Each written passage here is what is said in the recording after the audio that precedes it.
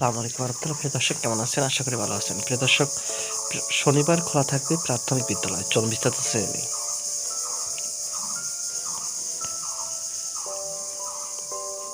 প্রিয় দর্শক, চলতি বছর রমজান মাস জুড়ে ছুটি ঘোষণা করায় শিক্ষণ ঘাটতি পূরণে 10টি শনিবার সাপ্তাহিক ছুটির দিন প্রাথমিক বিদ্যালয় খোলা রাখার সিদ্ধান্ত নিয়েছে প্রাথমিক ও গণশিক্ষা মন্ত্রণালয়।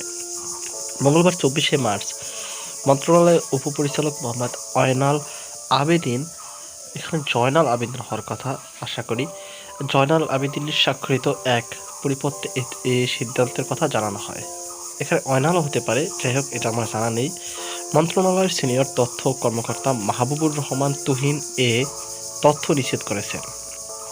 পরিপত্রে বলা হয়েছে, রমজান মাস জুড়ে বিদ্যালয় ছুটি ঘোষণা করায় শিক্ষার্থীদের শিক্ষণ ঘাটতি পূরণে রমজানের ছুটির পরেই বিদ্যালয়সমূহে শ্রেণী কার্যক্রম শুরু পরবর্তী 10টি শনিবার সরকারি প্রাথমিক বিদ্যালয়সমূহ পাঠদান কার্যক্রম পরিচালনা করার জন্য প্রাথমিক ও গণশিক্ষা মন্ত্রণালয় নির্দেশনা প্রদান করেছে।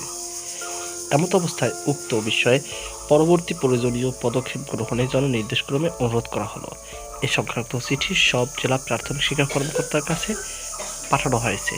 তো প্রিয় দর্শক, এই ছিল আমাদের সর্বশেষ আপডেট। সকল ভালো থাকুন, সুস্থ থাকুন। আল্লাহ হাফেজ।